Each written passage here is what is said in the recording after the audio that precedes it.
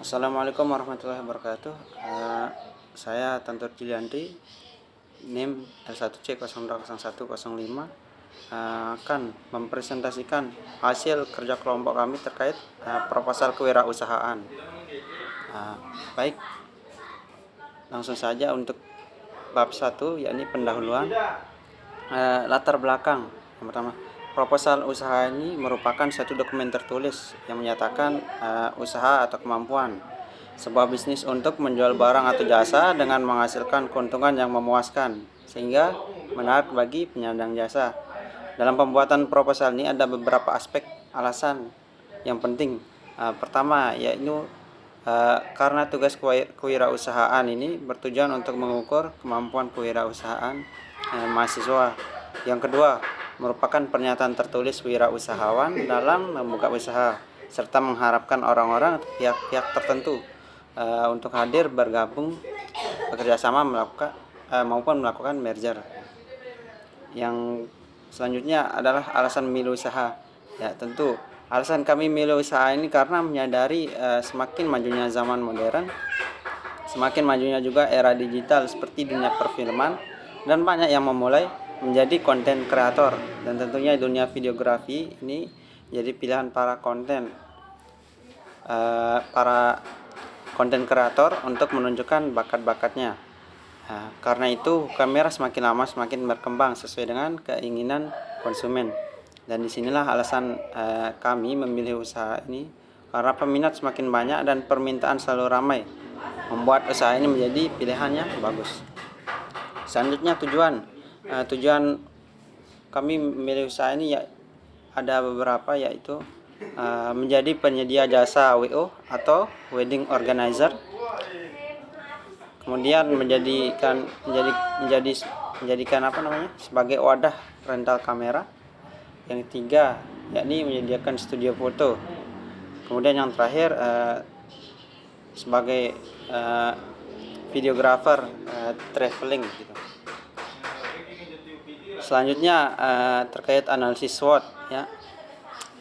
Bagian pertama yakni tentang strength atau keunggulannya. Keunggulan mengambil usaha ini yakni disukai oleh para konsumen-konsumen yang bekerja di perkantoran.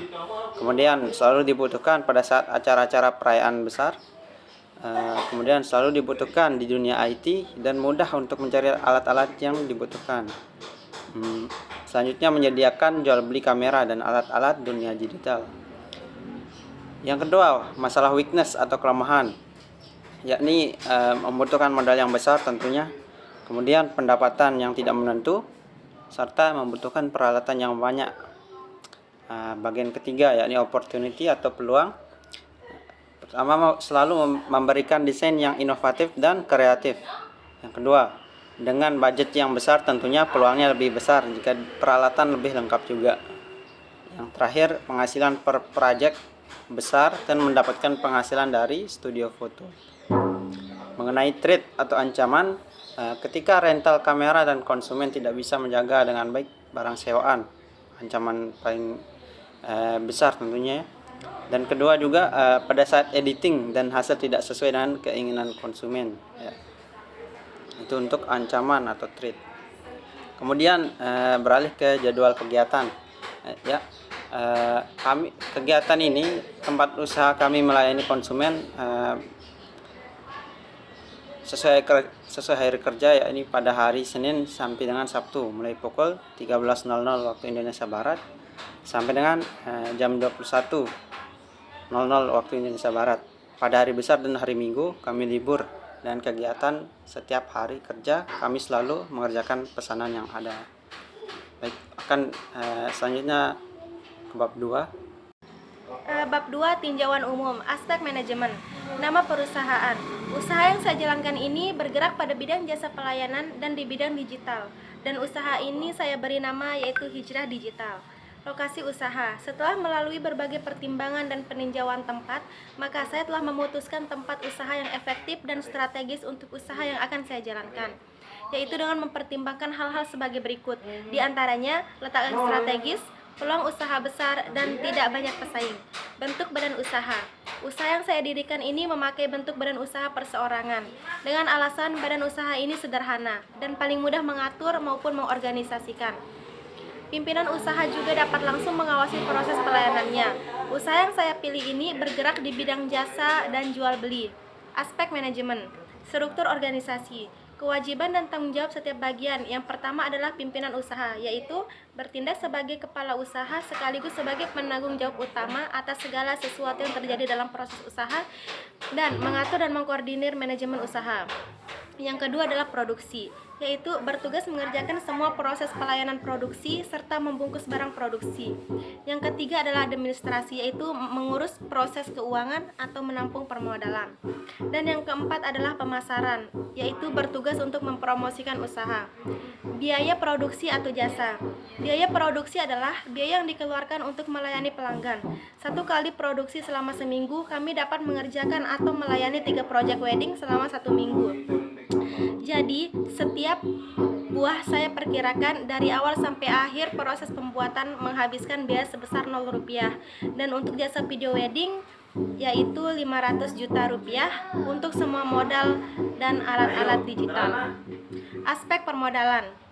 Yang pertama adalah sumber modal, yaitu untuk mendirikan atau menjalankan suatu usaha diperlukan sejumlah modal atau uang dan tenaga atau keahlian. Maka modal adalah suatu hal yang sangat penting dalam menjalankan suatu usaha. Dalam hal ini saya memakai 2 sumber modal, yaitu modal sendiri dan modal dari luar. Saya mempunyai modal sendiri sebesar 300 juta rupiah. Saya juga meminjam dari bank sebesar 200 juta rupiah. Aktiva dan laporan laba rugi per 31 Juni 2021. Penjualan barang 101 juta rupiah, HPP-nya 64 juta rupiah, laba kotornya 60.750.000 rupiah. Beban usaha, upah tenaga kerja 2 juta, bunga bank 750.000, transport 1 juta rupiah, pajak 500 rupiah, sewa kontrakan 3 juta, jumlah 6.750.000 dan laba bersihnya yaitu berkisar 54 juta rupiah. Yang terakhir yaitu bab 3 penutup. Kesimpulan, usaha jasa pada dasarnya usaha yang tidak memerlukan modal yang banyak. Asal mempunyai peralatan dan tempat itu sudah bisa untuk memulai usaha. Namun, dalam mendapatkan kepuasan pelanggan perlu dibutuhkan pelayanan yang terbaik kepada konsumen dan tetap menjaga kualitas pelayanan itu mutlak demi mendapatkan pelanggan yang semakin banyak. Saya sadar ternyata proses dalam pemasaran merupakan proses yang sangat susah karena dalam pemasaran tersebut merupakan suatu proses awal untuk mendapatkan pelanggan sekaligus kepercayaannya. Walaupun saya dalam proses pembelajaran, saya dapat merasakan susahnya hal tersebut. Dari awal modal yang saya keluarkan sebesar 300 juta rupiah dan modal pinjaman sebesar 200 juta rupiah. Sekarang saya memiliki laba bersih sebesar 60.750.000 rupiah dalam waktu 6 bulan. Harga jasa yang saya jual per buahnya adalah 4 juta rupiah, sehingga modal saya sendiri sebesar 300 juta rupiah.